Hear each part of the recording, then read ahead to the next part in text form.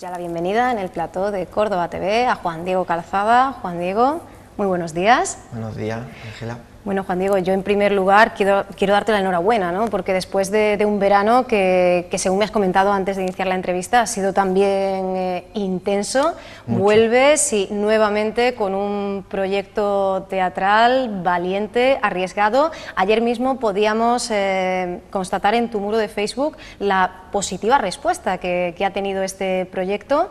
5 días agotados en octubre, noviembre despuntando, emoticonos. Juan Diego, parece ser que ha podido venir para quedarse, ¿no?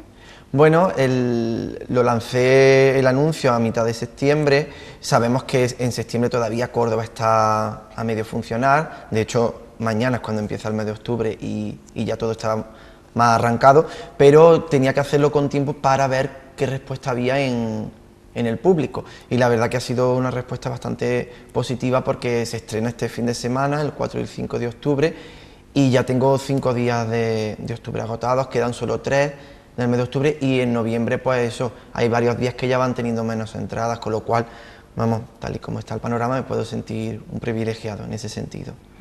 Lo defines como un juego teatral de Juan Diego Calzada, así además aparece inscrito en esos emoticonos que parece, pues no sé, una especie de como de identificadores o casi que están pasando una rueda de reconocimiento, ¿no? Ahora hablaremos un poco de ese entramado de símbolos, porque es un proyecto en el que estos iconos tienen mucha importancia.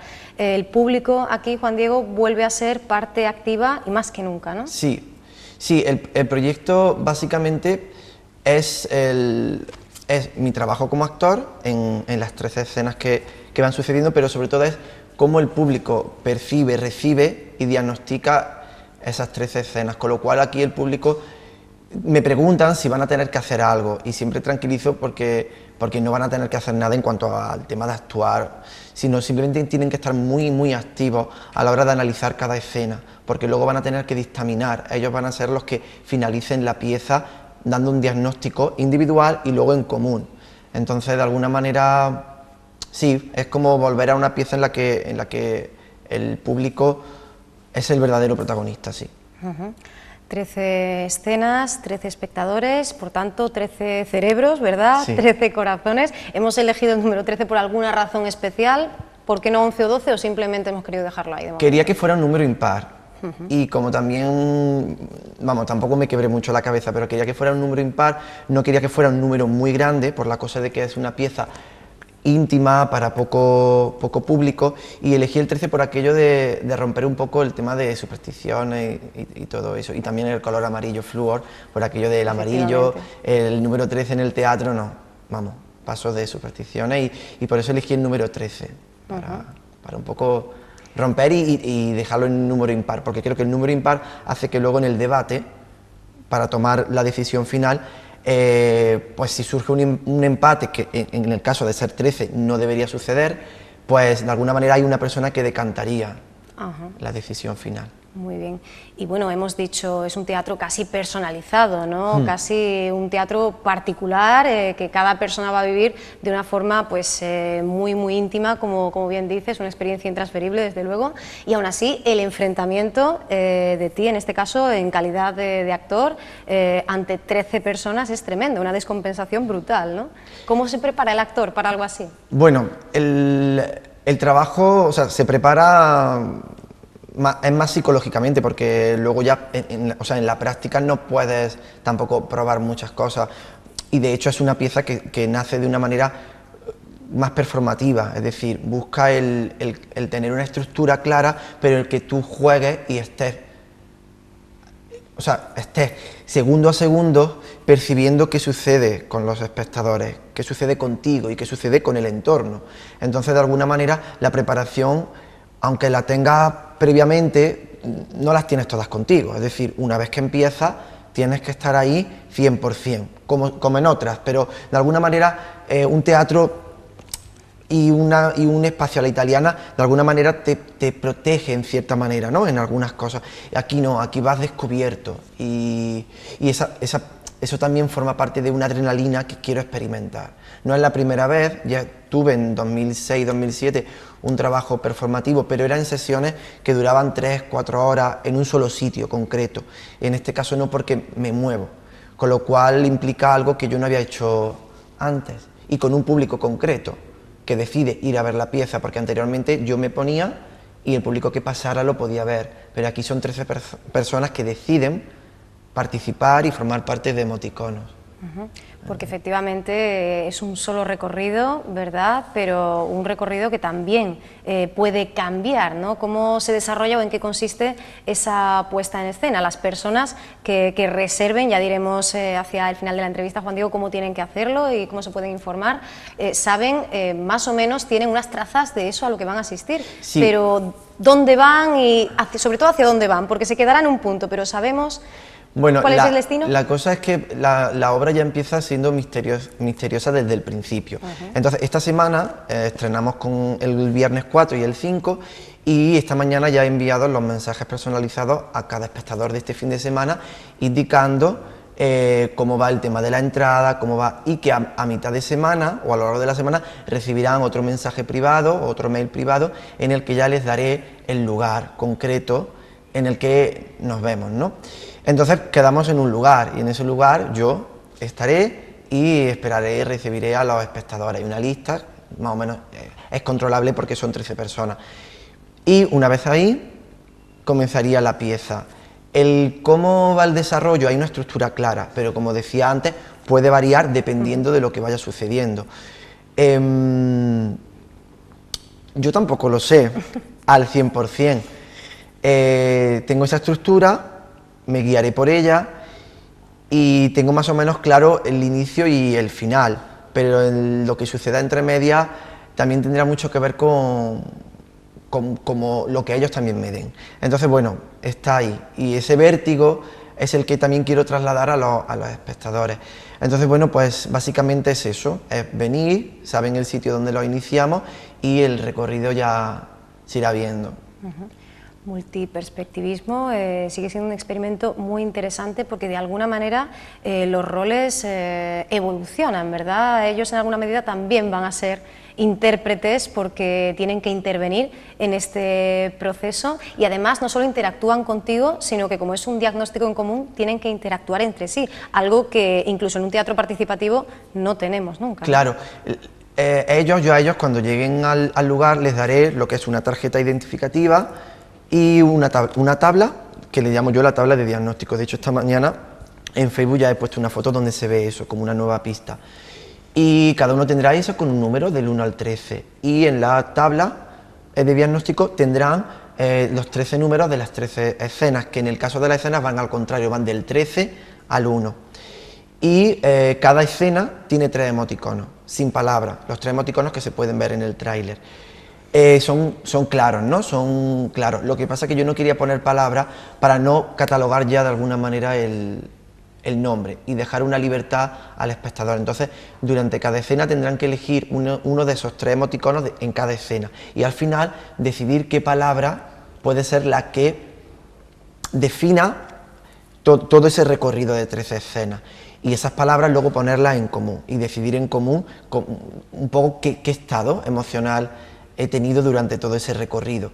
Entonces, claro, sí tienen una participación muy activa, partiendo de esa base en que tienen que diagnosticar. Luego ya las otras partes, no sé hasta qué punto me darán o yo les daré, dependerá también del conjunto, porque puede haber una persona que pueda querer sentir más o que quiera participar más, pero no puede olvidar que son 13 y que de alguna manera en ese momento no son individuos por sí solos, sino que son una masa o una mini masa de 13 personas que diagnostican. Entonces, bueno, hay como muchos puntos ahí interesantes a investigar y en que cada día será totalmente diferente, tanto para el público como para mí.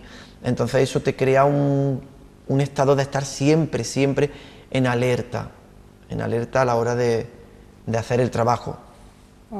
El título de este espectáculo es Emoticonos y si hablamos de los emoticonos o emoticones, pues nos referimos a un icono ya con mayúsculas de la era de la tecnología, sí. La traducción muy artificial, ¿verdad? Y lógicamente muy limitada, sí. Abstracta, de nuestros pensamientos, de nuestros sentimientos, emociones. ¿Por qué has pensado, por qué has elegido este elemento como, no solo ya como globalizador, sino como unificador de todo este espectáculo? ejemplo? Porque básicamente es porque después de escribir, en algo personal, después de escribir un mensaje por WhatsApp, un mensaje largo en el que dedicas cada palabra, o sea, miras cada palabra, estudias o quieres plasmar lo que realmente sientes y que te respondan con un emoticono simple, después de escribir largo, me dio que pensar. Es decir, yo también uso los emoticonos, pero yo creo que se ha trivializado, se ha banalizado el hecho de los emoticonos. Cada día hay más que se supone que abarcan más estados emocionales, pero creo que un estado emocional no es una sola idea. Cuando mandamos un emoticono de alegría, la alegría, aparte de que puede ser por diferentes motivos, hay diferentes estados de alegría, con lo cual me parecía un poco sesgado el tema de los emoticonos, ir a poner en un brete al público a la hora de tener que elegir entre tres emoticonos que son un poco los más evidentes o los originales que salieron en su inicio. Y era poner en un brete porque yo evidentemente en cada escena tendré un estado emocional y yo jugaré como intérprete al no dejar tampoco claro el estado emocional en el que nos encontramos.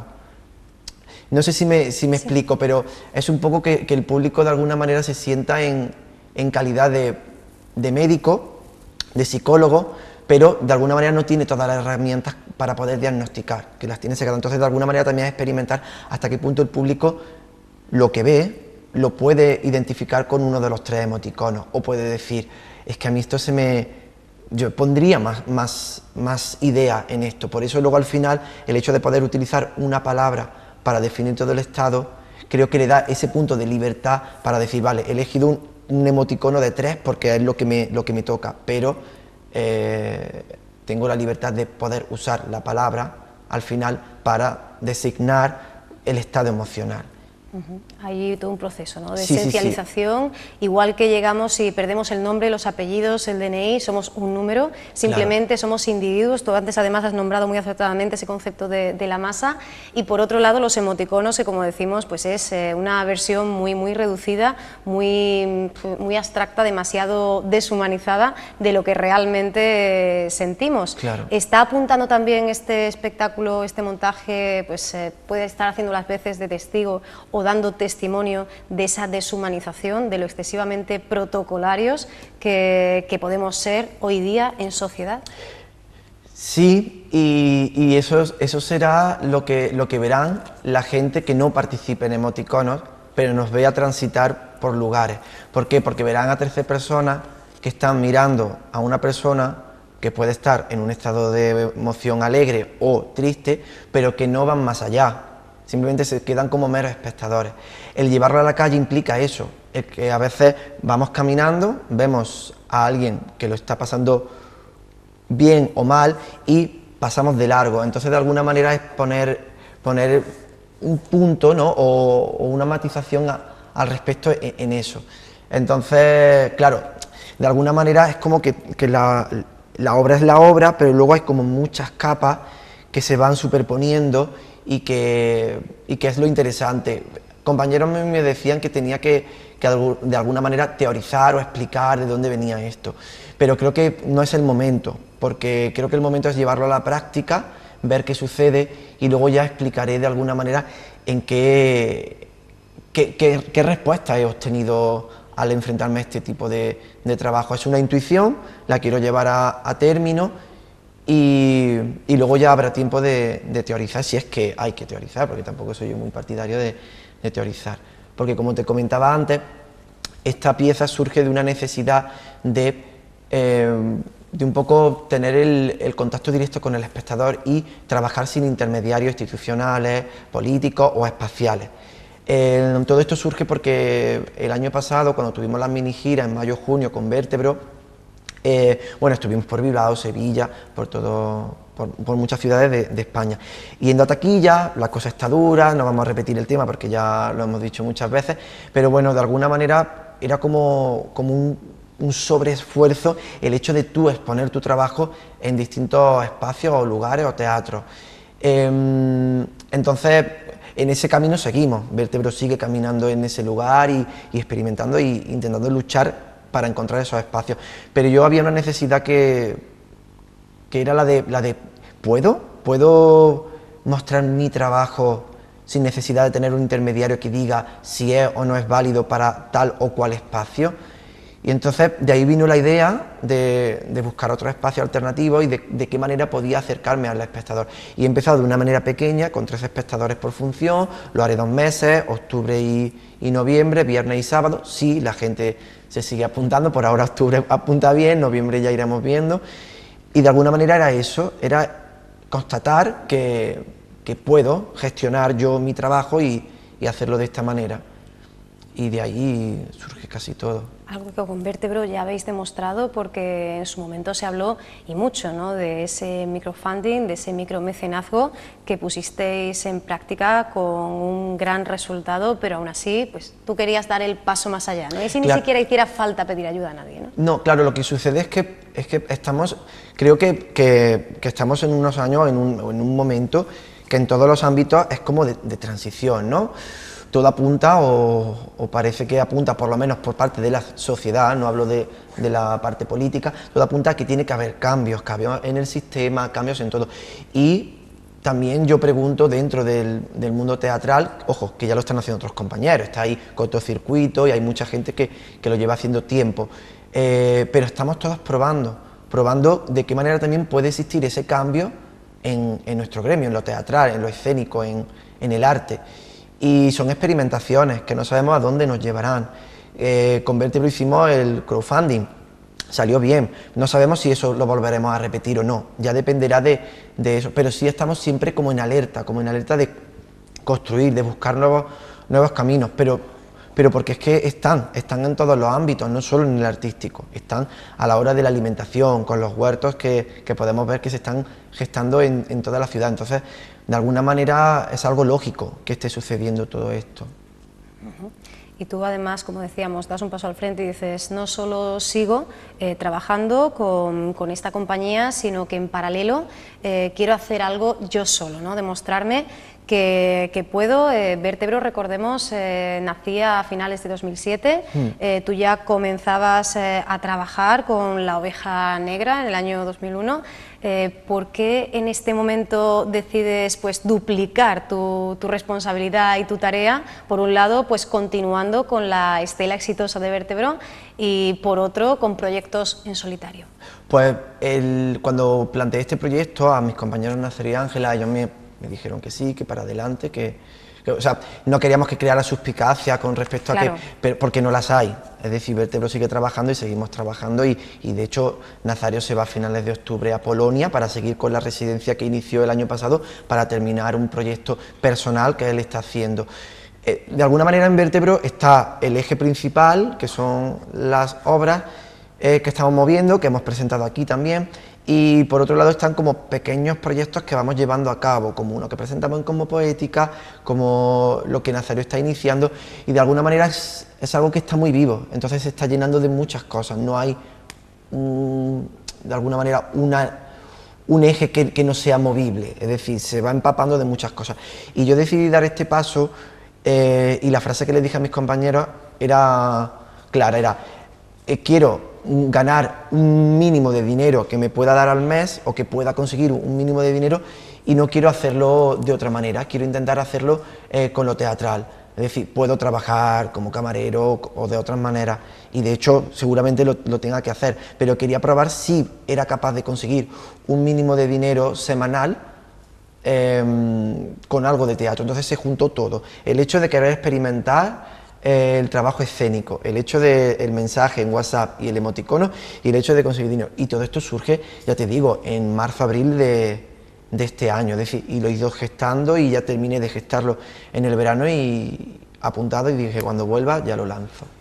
Simplemente sucedió, ¿no? Cuando las cosas explotan. Sí, yo ya lo he dicho en otras entrevistas, soy muy intuitivo y muy emocional y siempre va muy ligado con el trabajo artístico conforme voy viviendo. Entonces es un paso más, un escalón más de todo este proceso vital artístico. Ujú. Y si hay algo que se mantiene, esa esencia, es pues esta concepción tan de Vértebro y tan tuya, por supuesto, de que la escena sea un espacio no solo para el entretenimiento, ¿no?, sino que nos permita esa introspección, ese conocer y reconocernos, ¿no?, en un momento en el que, además tú empleas esa terminología, ¿no?, en el que necesitamos un diagnóstico, ¿no?, estamos un poco enfermos, ¿no? Sí, estamos enfermos de estar así por la calle, y yo el primero, todos así, y de estar en grupo de amigos en una mesa y una conversación, recibes vibra o suena el móvil y estamos ahí. Entonces es importante, es decir, son vías de comunicación, pero creo que de alguna manera también hay que ponerlas en cuestión y ver de qué manera eso puede ayudar a que tu vida sea mejor o la puede empeorar. Es decir, hasta hace poco no salían en nuestras conversaciones el hecho de decir, es que tú escribiste esto en Facebook o tú me mandaste esto por WhatsApp. Es decir, que ahora el tema de conversación o discusiones o no tiene por qué ser discusiones, sino una charla más profunda surge a través de cosas que todavía no sabemos cómo calificar, con el tema de las redes sociales, con el tema de emoticonos, con el tema del WhatsApp, de saber a qué hora te conectaste por última vez, si has leído o no mi mensaje y lo has leído pero no me contesta. Entonces no nos han educado para eso. Tenemos esa herramienta y estamos experimentando con ella y yo diría que más que experimentando estamos casi enloqueciendo, y lo digo bueno en el buen sentido de la palabra, enloqueciendo, porque cada día es como un nuevo aprender con respecto a eso. Entonces como un poco que se dio todo y dije venga. Eso que estamos hablando de una generación que, como bien dices, se ha educado en otra cosa. Los niños muy pequeños que ya manejan mejor que nosotros el WhatsApp, las aplicaciones, el Candy Crush y todo este tipo de cosas, ¿qué tipo de espectadores van a ser el día de mañana? Porque son un material especialmente sensible, ¿no? Claro, y sobre todo porque yo me considero de una generación híbrida, en la que comencé con lo analógico y poco a poco se fue metiendo lo digital. Estoy de lleno en todo lo digital y conservo todavía algunas cosas analógicas, pero las nuevas generaciones son digitales totales, entonces no conocen otra forma de comunicarse, o no sé.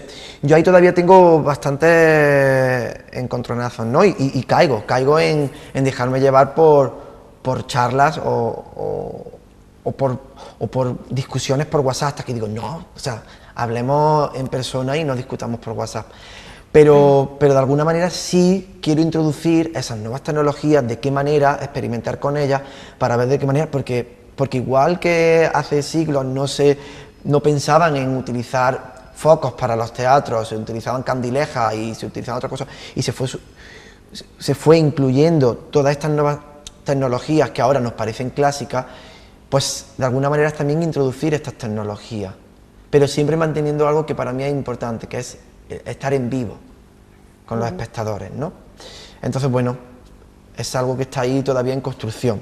Algo sobre lo que llevas experimentando en solitario y también en bloque, en grupo con Vértebro, antes y después de descubrir nuevas cosas, escupiendo cada vez más, invitando a tomar juanolas, pidiendo ser fotografiado, esperando milagros, haciendo un Lars von Trier. ¿Cómo encajaría Emoticonos en toda esta estela de propuestas teatrales? Pues creo que estoy en un periodo de transición. El año pasado estrenamos OPE, que bueno, que sigue en distribución, estamos intentando, y bueno, en breve o no en breve, pero daremos nuevas noticias sobre Vértebro, sobre nuevos proyectos, sobre nuevas cosas, pero todo a su tiempo, porque ahora está todo mucho más delicado, y así que la confirmación no te la dicen hasta un mes antes de la actuación y eso. Entonces me considero que estoy en un periodo de transición, porque en OPE, en Oro, Petróleo, Escarcha, casi que derramé a nivel textual, a nivel de dramaturgo, mucho. Fueron iba a decir que quizá fuera un poco catártico, ¿no?, para vosotros, porque además ya lo concebíais como una especie de retrospectiva de Vértebro. Y de unir todos los lenguajes y hacer hicimos un trabajo filosófico sobre el antes, el presente y el futuro de la humanidad. Entonces, de alguna manera fueron 3 años de profundo trabajo en el texto, en la forma de interpretar, en el trabajo de vídeo, en todo, ¿no? En lo musical. Entonces yo ahora, cuando me preguntan que cuando algo nuevo, esto es nuevo, pero sí es verdad que no nace desde la parte de autoría teatral, nace desde la parte del actor que quiere experimentar, con lo cual ahora yo estoy seco en cuanto a la palabra. No, me encuentro en una etapa en la que no necesito o no quiero usar la palabra. Ya la palabra la exploté en la anterior obra, la exploté además literalmente, porque en la obra sucede que el lenguaje explota, y ahora estoy como en ese periodo de transición en el que quiero experimentar todo este tipo de trabajo, y sí veo un apunte de por dónde puedo ir a la hora de escribir nuevos textos o de qué manera, pero me lo tomo con mucha calma. Eso forma parte de Vértebro. Iniciamos un periodo de residencia en un nuevo proyecto en mayo en La Fragua, en Belalcázar, pero bueno, ahí nos dimos cuenta, Nacero y yo, y luego llegó Ángela, que realmente estábamos creando algo que no habíamos hecho nunca, entonces le queremos dar tiempo, luego volver a cogerlo, y entonces estoy ahí, y creo que hasta que se vea como algo nuevo textual o una nueva pieza, porque esto es una nueva pieza, pero de alguna manera yo sí soy consciente que es una pieza en la que recojo cosas que forman parte de mí, para explotarla, para experimentarla y para ver qué hallo de nuevo en todo esto, porque ya anticipo que necesito, que busco otra manera de hacer, y otra manera también de comunicar las ideas. Es decir, aquí hablo de las emociones codificadas en emoticonos, ver qué me da el espectador, y en el futuro inmediato o más lejano, con Vértebro, estamos trabajando también en la identidad, que ya también se daba un poco a entender en Oro, Petróleo y Escasez. Entonces, de alguna manera todo está ligado, pero sí soy consciente de que esto es un periodo de transición. Efectivamente, una progresión muy coherente. Yo estaba recordando ese estudio para el amor, la muerte y la paciencia, donde ya trabajabas en esa necesidad de despojarte del lenguaje convencional, sí, y de la palabra, ¿no? Como, sí, la entendemos. Ahí era un espectáculo que dura 1 hora y media, y prácticamente hasta el último cuarto de hora no aparece la palabra dicha por mí. Era un espectáculo en el que también apenas había música y era todo en silencio. Entonces yo no sé, siempre cuando tengo que explicar un poco los procesos me es difícil, porque como siempre digo que tiene algo que ver con lo vital, pero ya las obras que han pasado mucho tiempo ya puedo verlas con otra perspectiva.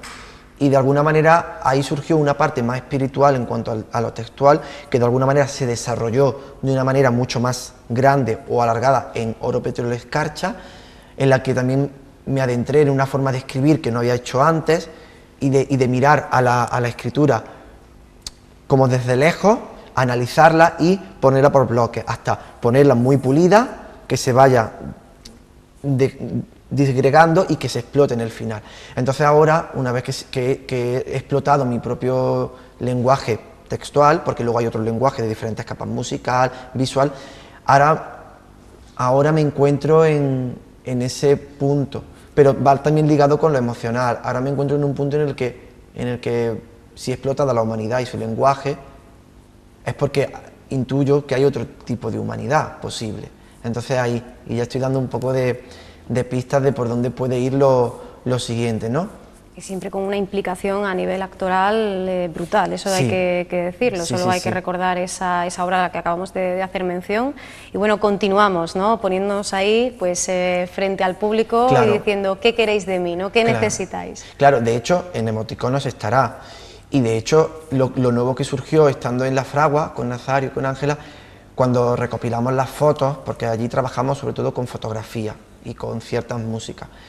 Y cuando vimos la fotografía, cuando hicimos un dossier para tener un poco un esquema, dijimos, esto es muy raro, no nos parecía como nuestro, pero creemos que eso es lo importante, que a priori no pareciera de Vértebro, o que no pareciera de nosotros, pero sin embargo es de nosotros, forma parte de nosotros. Entonces es raro de explicar, porque todavía al estar en mitad de todo ese proceso, pero es como... ¿Cómo lo diría? Es como cuando sales de una... no sé si de una depresión o de un momento importante, tanto alegre como triste de tu vida, y de alguna manera hay cosas que vas viendo pero que no puedes ver con claridad, pero de alguna manera hay algo que te dice, está ahí, ve por ahí, ¿no? Y cuando ya puedes salir del todo, lo puedes ver con mayor claridad y te has dejado llevar por esa intuición. Entonces, estamos en ese lugar.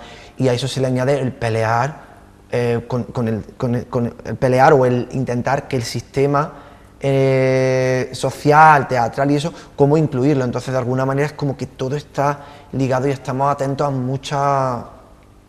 muchos puntos de vista, muchas cosas que queremos que converjan. Entonces, como... Y además con muchos frentes abiertos. Antes hemos hablado de esa sostenibilidad. Yo estaba recordando pues una noticia muy curiosa. En los últimos días a opciones como el microfunding se han añadido pues tentativas como nosotros ponemos el teatro y tú el dinero. De hecho, hace muy poquitos días en el Teatro Talia en Valencia pues se asistía a una obra gratis y bueno, sin ningún tipo de obligación de pagar. A posteriori, a la salida, era el público el que pagaba, además una cantidad que considerara oportuna de dinero, si es que así lo consideraba. ¿Tú crees que puede ser una buena opción, un cauce muy adecuado, o a lo mejor una puerta falsa donde se cuele mucho? Más por esa segunda opción. Yo entiendo que ahora mismo está, como yo incluso y como mucha gente está experimentando de qué manera acercarnos al público, hacer que vengan a ver los espectáculos, pero creo que primero la base tiene que ser qué quieres contar. Estemos en el sistema que estemos, es qué quieres contar al espectador. Y luego ya buscas la manera o el lugar, el espacio de hacerlo. Evidentemente hay que probar muchas cosas. Yo no sé si esta es la mejor manera, la más idónea, porque habrá de todo, habrá público que vaya y no quiera poner dinero y otro que valore el trabajo y diga... Pero bueno, pero quizá ahí es nosotros los artistas los que debemos un poco cuidar si queremos formar parte de eso o no. No lo pongo como algo negativo, porque a lo mejor te compensa el hecho de estar allí, porque se prueba, ves que dan bastante dinero, que la gente valora el trabajo, pero creo que hay que estar bastante atento o alerta y no decir que sí a la primera, a todo. No sé si me explico, es un poco como cuidarte un poco, porque ahora es verdad que estamos en un momento en el que por ofrecer todo gratis, para que la gente pueda estar, de alguna manera, en el todo gratis hay alguien que pierde. Creo, hay alguien que pierde en el todo gratis. Podemos valorar el grado de precio, ¿no? Y ahí podemos jugar, pero todo gratis creo que también podemos caer en facilitar al espectador que el arte es gratis, la comida no es gratis, muchas cosas no son gratis. Volvemos a hacer el arte sinónimo de algo accesorio, ¿no? De un mero entretenimiento. No. Yo he estudiado esto, yo me quiero dedicar a esto y como siempre digo, no me quiero hacer rico, quiero tener mi sueldo como un albañil, un panadero y sin mayores aspiraciones. Mis mayores aspiraciones son a lo artístico, ¿no? A que yo pueda experimentar y hacer lo que yo realmente quiero hacer, que hasta la fecha lo estoy haciendo y en esa parte me siento privilegiado, pero quiero cuidar mucho el tema y yo y Vértebro cuida eso mucho con el público que nos asiste, porque es el principal punto, porque sin ese público tu trabajo no tiene sentido, pero también educar a ese público a que valore que este es mi trabajo y yo trabajo esto para darte a ti, vale, si lo quieres englobar en entretenimiento, perfecto, luego ya dentro de ese entretenimiento habrá diferentes puntos de vista, más profundo, menos profundo, un trabajo más comercial, menos comercial, pero todos estamos trabajando para darte a ti un producto artístico o un trabajo artístico, con lo cual ese producto se tiene que pagar. Entonces, pues, bueno, miraré porque no tenía noticia y ver también qué reacción tiene el público, si el público valora ese trabajo. Habrá también que ver si el espectador está preparado e implicado, ¿no?, con la causa, y si no va a ser a lo mejor, como decíamos, una entrada para muchos pícaros que digan, bueno, pues voy a ver una obra gratis, ¿no? Claro. Entonces, bueno, pues eso es cuestión de estar pendiente y de seguir investigando de qué manera eso se está desarrollando. Pues seguiremos así muy pendientes, ¿verdad?, del teatro, de la escena, que la verdad es que lo está pasando verdaderamente mal. Con el Ibazo ya se han perdido como 600 puestos directos, la recaudación ha disminuido en más de un 33%. En los presupuestos generales para el 2014 parece ser que la ayuda a cultura se eleva y que va destinado eso al teatro, pero veremos, ¿no?, en qué se concreta, en qué se materializa. Claro, es que la cosa es que tú puedes dar dinero, pero si ahora una entrada te cuesta, estábamos en el 8% de IVA y subimos al 21% y te cuesta mucho más caro, pues da igual que tú inyectes dinero a lo teatral, porque si el público no tiene, o sea, si es el bucle en el que si el público no tiene trabajo, subes el IVA y todo, ¿de dónde van a sacar el dinero para ir al teatro? Por mucho que tú inyectes. Y tampoco sería interesante o bueno para el oficio que tú inyestes dinero para ofrecer espectáculos gratuitos, porque entonces acostumbras al espectador a que pues que ponga el gobierno más dinero, que se vea el espectáculo gratuito y yo pueda acceder. No, tenemos que llegar a un equilibrio. Puede haber momentos en los que el gobierno o el Estado subvencione y que conste que en las subvenciones yo tengo mis pros y mis contras con el tema de subvenciones. Hasta la fecha nosotros hemos trabajado con autofinanciación y sí hemos optado a una subvención pequeña de Diputación que optamos para la producción, y pequeña y concreta en una cosa concreta, porque no queremos depender de eso, porque parece que luego dependes de eso y si no tienes eso ya no haces tu trabajo, y no. Pero bueno, todo tiene un punto de equilibrio o hay que hallarlo. Entonces creo que lo interesante sería, como siempre, educar, y es que se le olvida que hay que educar a los espectadores en el teatro, en la alimentación, en todo. Siempre tiene que haber un punto de educación, de educar en el valor de eso, de valorar el trabajo que estamos haciendo. Entonces, a ver cómo va, a ver dónde se inyecta ese dinero, a ver a quién va, porque ahora está todo bastante, aparte de difícil, los compañeros que están en Madrid y todo eso, está muy difícil porque se han cerrado teatros, se han cerrado salas. Antes, las compañías emergentes o las que estábamos, llamémosle, en la parte más underground, teníamos acceso a las salas pequeñas. Ahora las salas pequeñas están siendo ocupadas, bueno, yo ahí no entro a valorar, pero están siendo ocupadas por actores que salen más en televisión, porque de alguna manera se llenan. Entonces, claro, ¿dónde se ubica ahora a los alternativos, al underground? Y en Madrid están haciendo microteatro en pisos, en tal. Entonces, de alguna manera también tenemos que hacer una autocrítica y un poco un cambio de mentalidad también dentro del gremio teatral, porque si no, al final también es como los que han estado aquí arriba, de alguna manera siguen estando arriba y ocupan ahora el medio escalón que ocupábamos nosotros, y ahora ya el escalón más bajo es para los que estábamos en el medio. Entonces, de alguna manera, sobre todo para que no se creen suspicacias de tú sigues ahí, yo no. Entonces, de alguna manera, porque eso es lo que peor le puede pasar al oficio, que entre nosotros estemos ahí dándonos de... Pues para seguir fomentando esa educación, ¿verdad?, en una escena teatral de calidad y también comprometida, yo creo, Juan Diego, que podríamos cerrar, poner el broche de oro a esta entrevista haciendo una invitación, que le cuentes a los espectadores, a las espectadoras que nos estén viendo, cuándo van a poder encontrarte y por qué no se pueden perder Emoticonos. Pues será todos los viernes y sábados de octubre y noviembre, a las 8:30, en un lugar misterioso que solo sabrán cada semana y cada día los 13 espectadores que asistan a la función. Solo podemos ser 13, así que hay que reservar con tiempo. Decir que ya en octubre solo quedan libres el viernes 18, el sábado 19 y el sábado 26, y de esos días hay algunos que ya le quedan pocas entradas, y luego todo noviembre que está despuntando, pero de noviembre todavía no hay ningún día agotado. Que se pongan en contacto por mi Facebook, Juan Diego Calzada González, y ahí encontrarán todos los datos. Ahí diariamente voy publicando las actualizaciones de cómo van las entradas, dando nuevas pistas, y nada, simplemente me tienen que escribir y reservar la entrada, es todo muy personal, y nada, y yo encantado de que vengan. Y lo bueno que me estoy encontrando es que ahora mismo el casi 99% de las personas que han reservado entradas no pertenecen al gremio teatral, lo cual a mí me Para mí es algo que también en Vértebro trabajamos, es importante, porque muchas veces tenemos la endogamia esta de yo voy a verte, tú vienes a verme. No, hay que conseguir un público que sea público artístico, porque consume el arte, pero que no es un público que se dedique al arte, porque al final es el público real.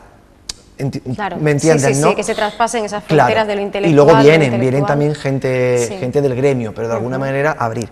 Y lo veo muy heterogéneo y eso me gusta, porque de alguna manera es lo que aquí hemos hablado muchas veces, que el público tiene ganas de que le ofrezcan nuevas cosas, de perderse, de confundirse, porque creo que eso es lo que le hace estar vivo y nos hace estar vivos como personas.